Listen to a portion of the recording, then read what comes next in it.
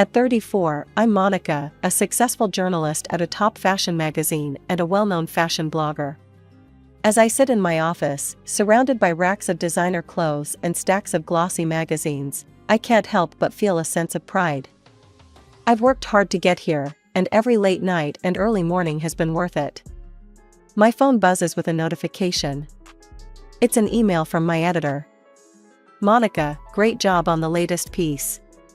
The readers are loving it. Keep it up." I smile to myself. This is what I live for, the rush of creating content that resonates with people, the thrill of being at the forefront of fashion trends. But it wasn't always like this. My mind drifts back to my childhood, to the house where I grew up. It was a nice house in the suburbs, but for me, it was more of a battlefield than a home. My sister, Sarah, is 7 years older than me. From the day I was born, she saw me as competition. I remember her constant need for attention, her jealousy, her manipulations. It's funny how some wounds never truly heal, even after all these years. There was this one time, when I was about 8. Sarah was 15 and had invited her friends over. I was in my room, reading a fashion magazine. Suddenly, I heard a crash from downstairs. My heart sank. I knew, somehow, that this wouldn't end well for me. I crept down the stairs to find my mother's favorite vase in pieces on the floor. Sarah and her friends were standing around it, looking guilty. But then Sarah's eyes locked with mine, and I saw a familiar glint in them. "Monica," she shrieked. "What have you done?"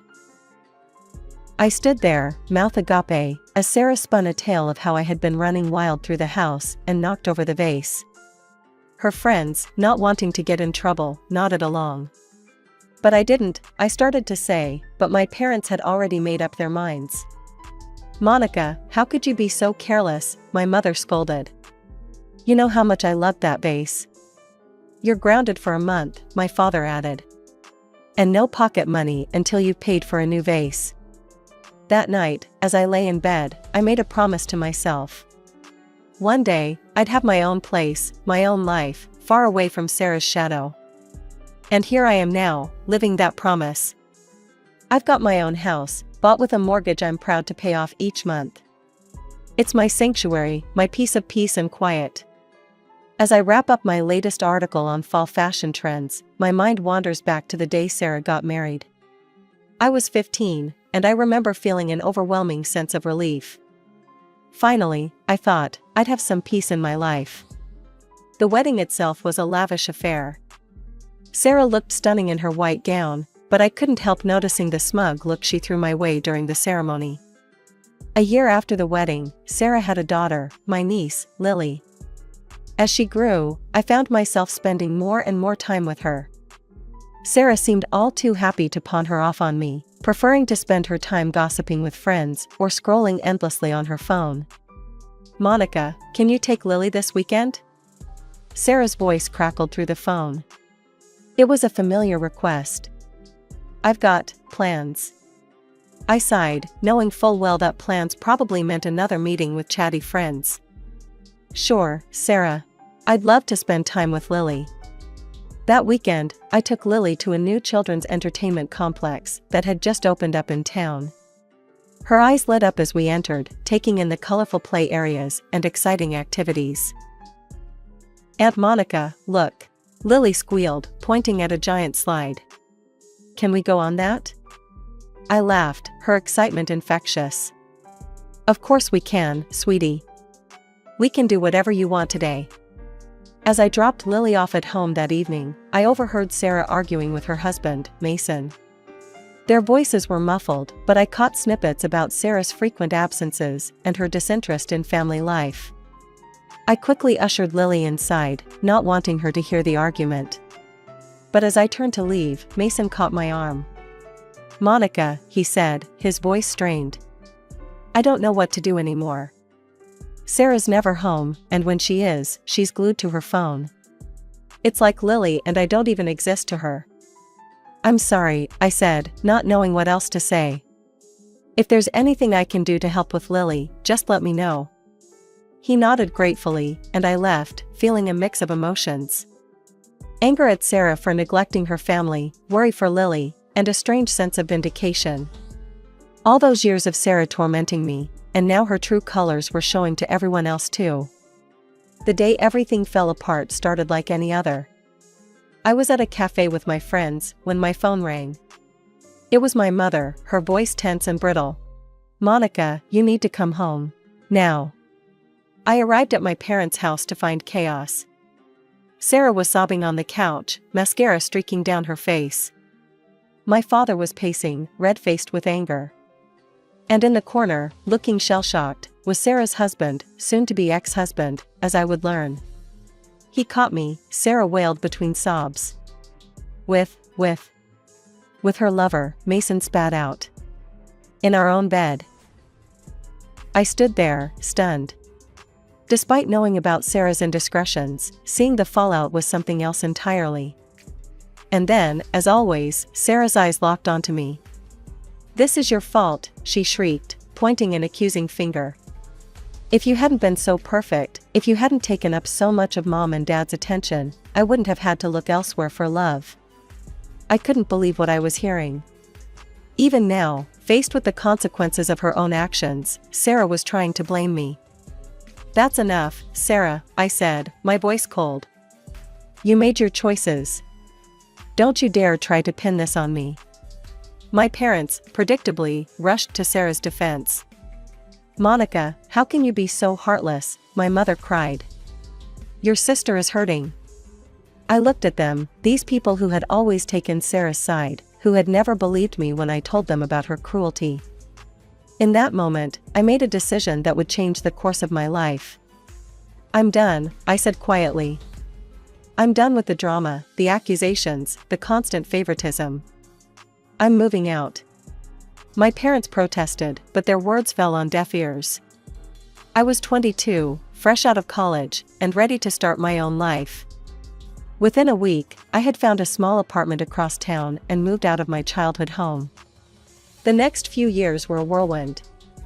I landed an entry-level job at a fashion magazine, throwing myself into work with a passion born of determination to succeed on my own terms. Nights were spent poring over fashion blogs, learning everything I could about the industry. All the while, I kept my distance from my family. Sarah and Lily had moved back in with our parents, but I tried to go there as little as possible. Still, I made an effort to stay in touch with Lily. We'd meet for ice cream or trips to the park, away from the watchful eyes of Sarah and my parents.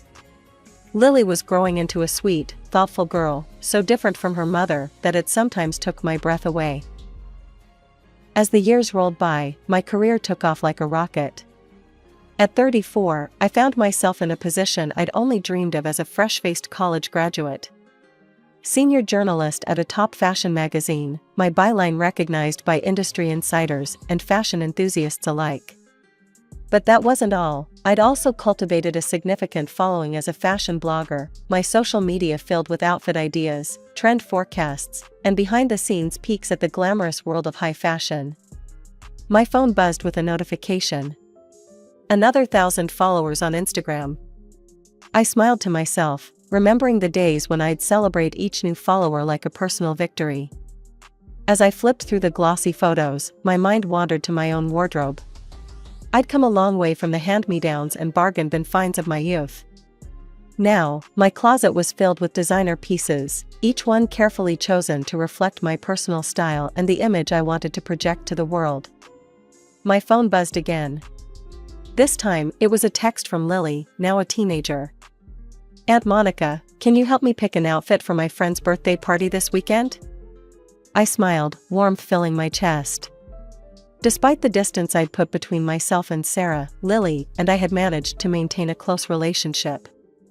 She'd inherited my love for fashion, and I relished every opportunity to share that passion with her.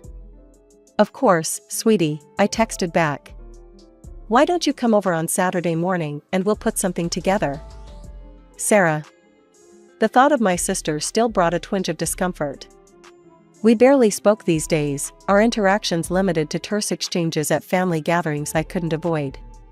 She was still living with our parents, still playing the role of the wronged woman, still using Lily as a pawn in her games. But I refused to let thoughts of Sarah dampen my mood.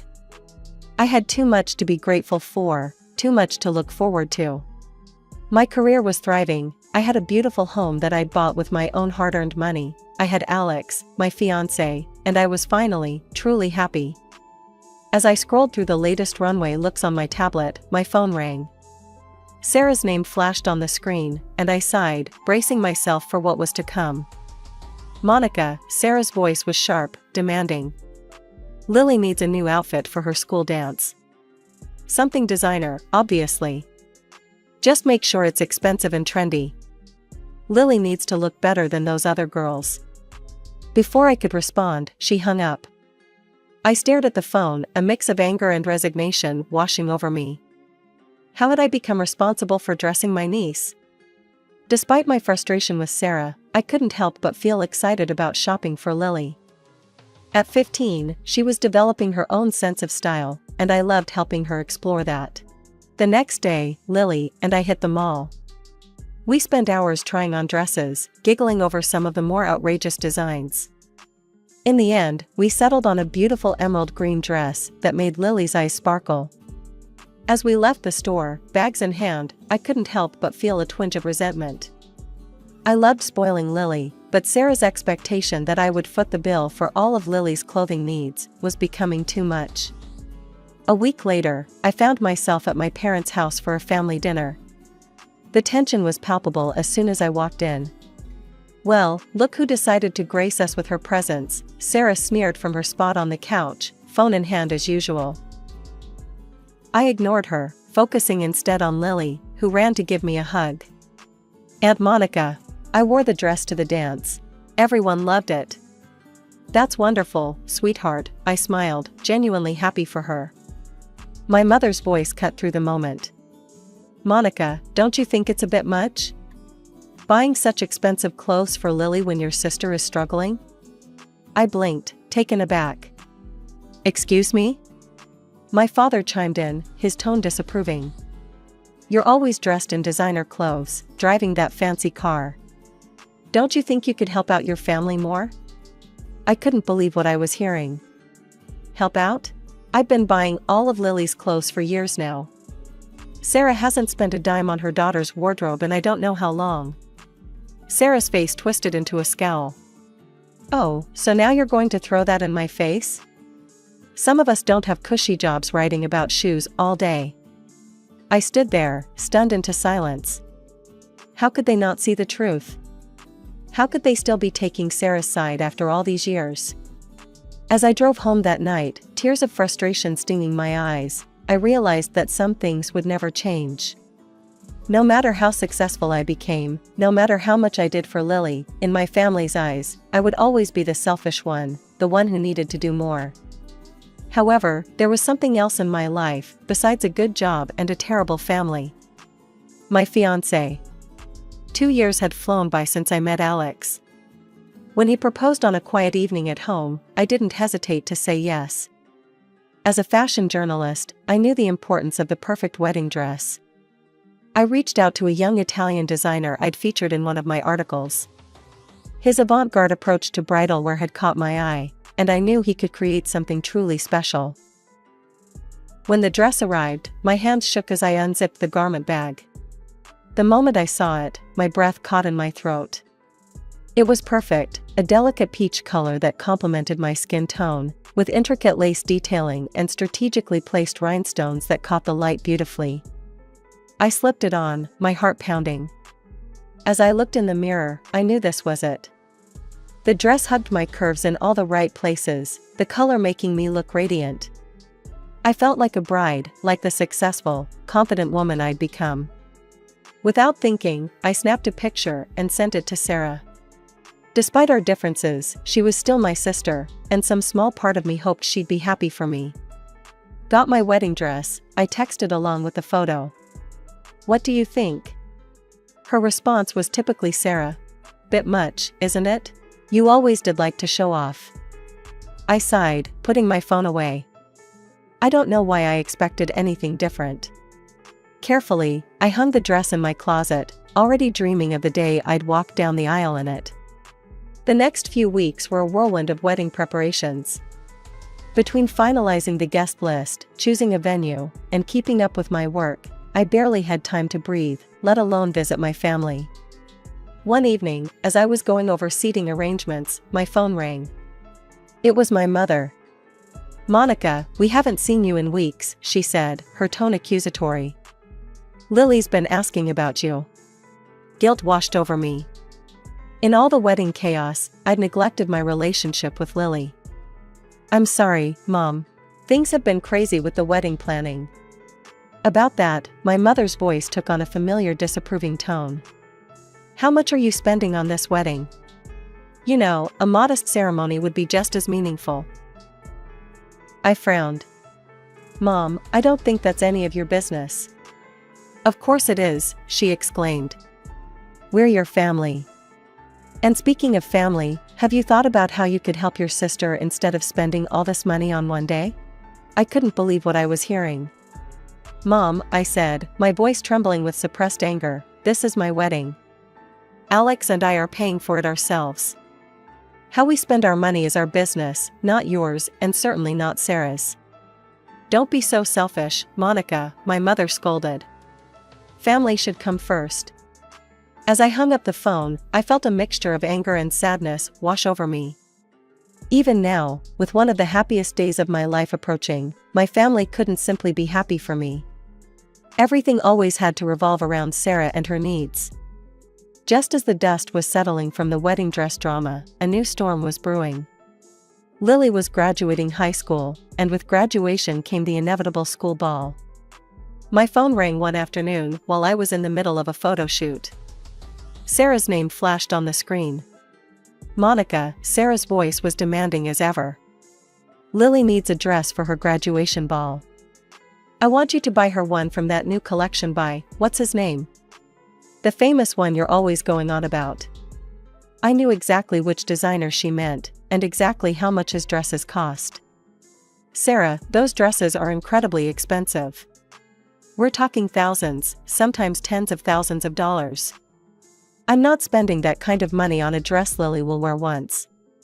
It's not reasonable." "Fine," Sarah spat. "I'll tell Mom and Dad how greedy you're being. Don't bother calling Lily anymore." She hung up, leaving me standing in the middle of the studio, shaking with anger and frustration. True to her word, my parents called later that day, berating me for my selfishness and lack of family values. After a sleepless night, I came up with a solution. I called Lily, hoping she would answer, despite her mother's threats. "Lily, sweetie," I said, relieved to hear her voice. "I have an idea about your graduation dress. Why don't you come over and borrow one of mine? I have plenty of designer dresses you could choose from." There was a pause, then Lily's excited voice came through. "Really, Aunt Monica? That would be amazing." I could hear Sarah in the background, asking what was going on. After a moment, Sarah came on the line. "Fine," she said grudgingly. "We'll be over next week." A week later, I was at home, deep in concentration as I finished up an article for the magazine. The doorbell rang, and I opened it to find Sarah and Lily. "The dresses are upstairs in the guest room closet," I said, gesturing towards the stairs. "Why don't you two go up and take a look? I just need to finish this article." Sarah nodded curtly and led Lily upstairs. I returned to my computer, immersing myself back in my work. It seemed like only minutes had passed when I heard them coming back down. "That was fast," I said, surprised. "Did you find something you liked, Lily?" But before Lily could answer, Sarah was hurrying her out the door. "We need to go," she said abruptly. "Thanks for this." A few days after Sarah and Lily's strange visit, I decided to try on my wedding dress again. With all the family drama, I needed a reminder of the joy that was to come. I opened my closet, reached for the garment bag, and it wasn't there. Panic set in as I searched frantically through my entire wardrobe. The beautiful peach dress was nowhere to be found. And then it hit me, Sarah and Lily's hasty departure, their refusal to show me what they'd chosen. They hadn't borrowed a dress, they'd stolen my wedding gown. Furious, I drove to my parents' house. I burst through the door without knocking, making a beeline for Lily's room. There, hanging in her closet, was my peach wedding dress. "Lily!" I called out, my voice shaking with anger and disappointment. "How could you do this? Why would you take my wedding dress?" Lily appeared in the doorway, her face pale and eyes wide with shame. Before she could speak, Sarah pushed past her, her face twisted with rage. "How dare you barge in here and accuse my daughter?" Sarah spat. "You're so greedy, you can't even lend a dress to your own niece for her graduation?" I was stunned. "Lend? Sarah, you stole my wedding dress." "This isn't just any dress, it's for my wedding day." Sarah's eyes narrowed. "Oh, please. You have plenty of dresses. You're just jealous that Lily will look better in it than you ever could." "Jealous?" I couldn't believe what I was hearing. "Sarah, you're the one who's always been jealous. Of my career, my success." The room fell silent. Then, from behind me, I heard my mother's voice. "Monica, how dare you speak to your sister that way?"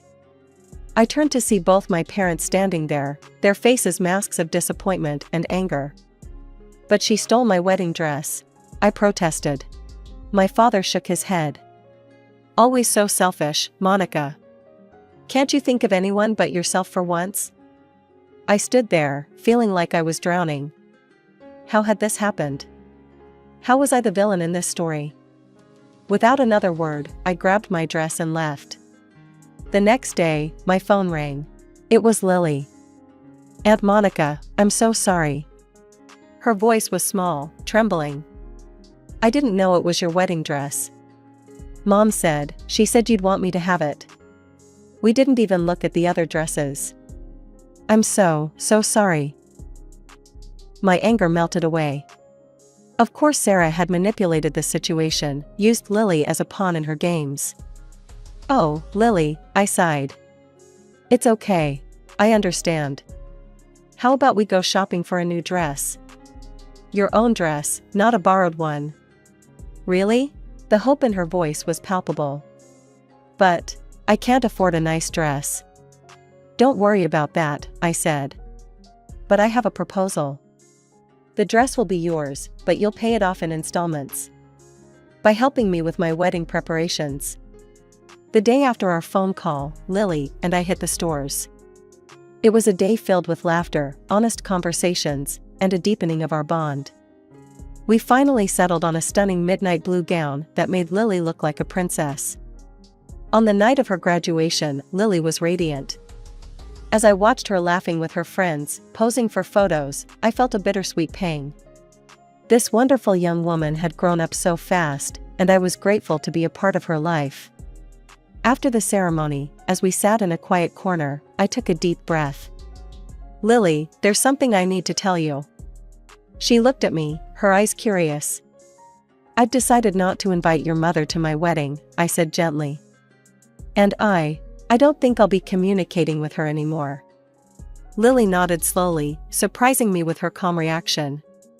"I understand, Aunt Monica. So, does this mean I can't come to the wedding either?" "Oh, no," I exclaimed. "Lily, you're absolutely invited. In fact, I was hoping you'd be one of my bridesmaids." The next few weeks were a whirlwind of wedding preparations, with Lily by my side every step of the way. When my parents found out about my decision to exclude Sarah, they called to inform me that they wouldn't be attending either. To my surprise, I felt more relieved than upset. The day of my wedding arrived, bright and beautiful. As I stood in front of the mirror in my peach dress, Lily helping me with the final touches, I felt a sense of peace I hadn't experienced in years. The ceremony was perfect. Alex's face as I walked down the aisle, the love radiating from our friends and chosen family, Mason's surprising presence, my ex-brother-in-law. It all combined to create a day full of joy and new beginnings. As the reception wound down, Lily approached me, excitement written all over her face. "Aunt Monica, I got into college. In New York. Dad's helping me with the tuition." I hugged her tightly, thrilled for her new adventure. Oh, Lily, that's wonderful. You're going to do great things, I just know it. In the months that followed, life settled into a new rhythm. Lily moved to New York for college, calling me regularly for advice on everything from fashion to study habits. "I want to be just like you, Aunt Monica," she'd say, making my heart swell with pride. I threw myself back into my work with renewed passion, my personal life finally free from the drama that had plagued it for so long. Alex was supportive and understanding, a true partner in every sense of the word.